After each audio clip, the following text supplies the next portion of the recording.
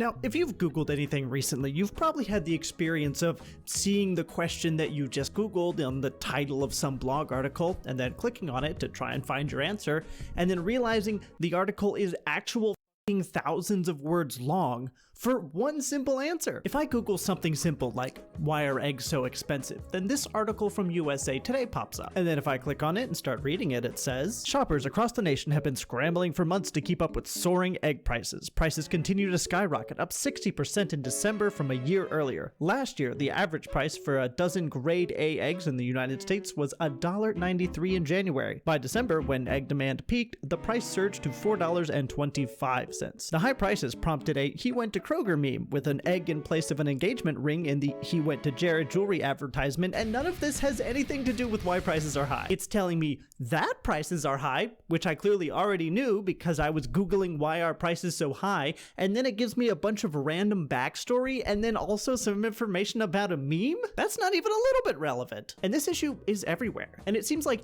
every Google search that should have a short and simple answer becomes some sort of weird contest of all these articles vying for who can add the most irrelevant backstory and context. And it's all so useless and not at all related to what I wanted to know. All the results feel like a high schooler who's got 1,900 words of a 2,000 word essay and it's like due tomorrow morning. Now, as a personal example, my dog started throwing up in the morning a few weeks ago, and so naturally I Googled, why is my dog throwing up in the morning? And this article appeared. Why does my dog throw up in the morning? In today's world, everyone is busy during the morning hours. You have to get ready for your job or get to class, or you have to help your kids get up, have breakfast, and get ready for school.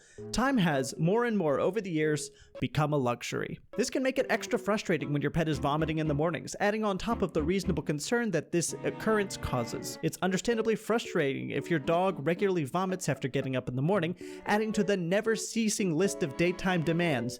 And demands is misspelled. What's more, it can be really concerning when your dog throws up at all. And a lot of dog owners are left wondering if morning throw-ups are the reason to make an appointment with the vet. Like, what even is this? This should be a pretty simple search, right? And the first thing that I'm seeing is actual paragraphs of word vomit talking about how much it sucks when your dog throws up. Like, yes, I know. That's why I'm here. Now, jumping back to the why are eggs so expensive question, any one of the first few articles on Google would take me on a proverbial winding road with so many random things and backstories and context, and only after actual paragraphs of edging me would they actually tell me what was going on and causing eggs to be so expensive. Which is very simply because there was a strand of bird flu that was killing off chickens. With fewer chickens came fewer eggs, and so the price went up. That is a one-sentence answer to my question, but this one article I found from Bon Appetit is 1,155 words long.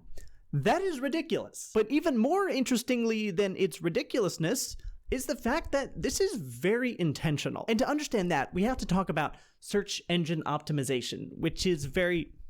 Oh, hello. Come here. Hey, little buddy. All right, I gotta work. Go away. No. If you unplug my microphone, I will sell you.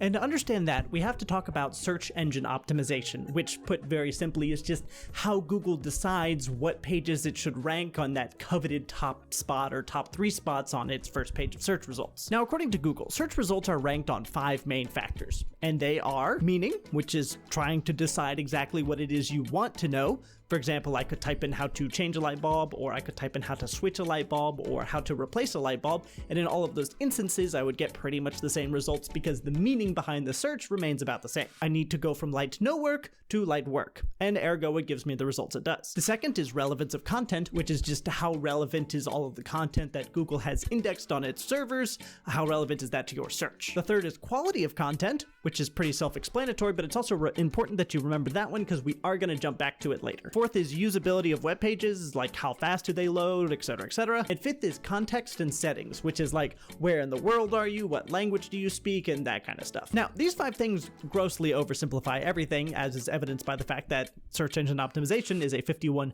billion industry in 2022 alone, and Google also has about a bajillion tiny things that go into its insanely complicated algorithm as it tries to rank what is basically all of human knowledge. But one of the important things that's not mentioned on that list is is length, and that can be length of an article or length of a YouTube video. And to know why that's important, we have to talk about how Google makes money. Now, I promise we're going to get back to why Google search sucks, but because its sucking has to do with making money, we first have to talk about how Google makes money. Now, it turns out Google makes money in a lot of ways, but for the sake of this video, we're only going to be focusing on the advertising, which is the lion's share of their revenue. Google has one main ad network that runs on a bunch of different channels, and you're probably familiar with some of them, but they are Search, Display Network, YouTube, Shopping, Discovery, Gmail, and Search Network partners. And each of these is optimized to be on a different part of Google. Search is on Search, Display is like on the side and bottom of blogs, YouTube is for YouTube, and so on. You get the idea. But what all of these channels have in common is that they can only show you ads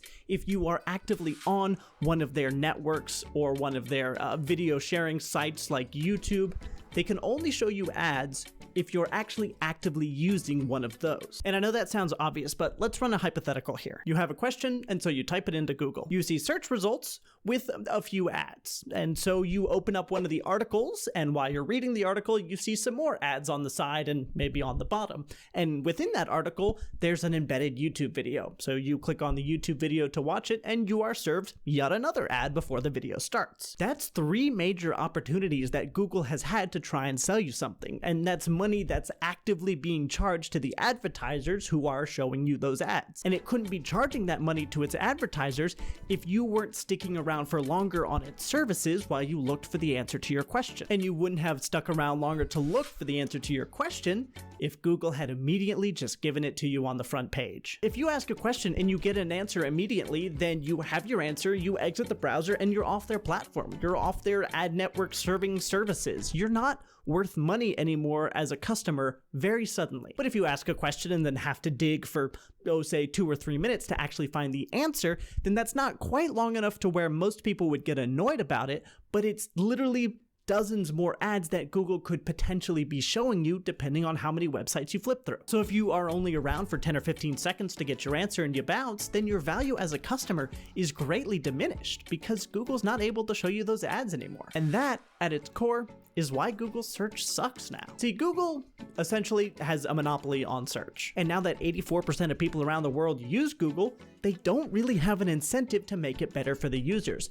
But they do, however, have a very strong incentive to make it better for the investors, aka more profitable. And that means making more money by forcing you, the consumer, to spend more time on their sites. Google's market share is absolutely insane. I make videos for YouTube. I have a Gmail account. All of these scripts are written in Google Docs. Like, you get the idea. The company I work for is pretty big, and we use Google Sheets and Google Docs for just about everything, and all of our emails are attached through the Google Suite service. And there are other huge tech giants like Amazon and Microsoft, but as far as people actively making a choice to interact with products every day, Google's pretty much #1 in recognizability and like daily usage. And I'm not counting Windows there, even though I know it's probably used more because most people don't actively choose to use Windows. It's just kind of there. So if Google has a monopoly and as such has no more motivation to try and make the product better or faster or more useful for us, then what recourse do we as consumers have? And you're not going to like the answer,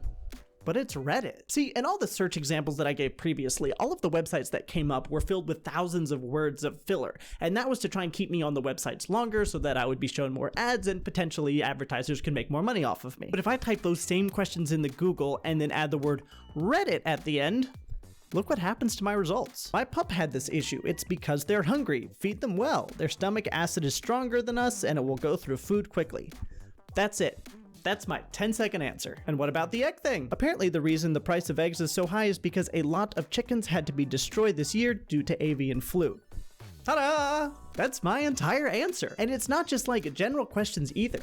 If I have a question that I know has an easy and direct answer that I just happen to not know, then I almost always type in Reddit at the end. And basically every time I get a good answer from a real person who has no ulterior motive in trying to feed me something or some kind of advertising. If I want to know what the best web browser is, for example, then I could type that search into Google, click on this first article by TechRadar, which I'm sure has no ulterior motives as it tells me that Microsoft Edge is the second best browser there is, or I can type in that exact same question and add Reddit at the end. And now Look, it's just real people talking about their actual experiences using different browsers. None of these people have been paid to say this. They're just real people chilling on the internet, sharing their experiences with the rest of us with no ulterior motives. And frankly, we need more of this. The world is filled with information, and basically all of it is available online. And sometimes I do want a nice long article with a story about how something happened. But so often, what I want to know is quick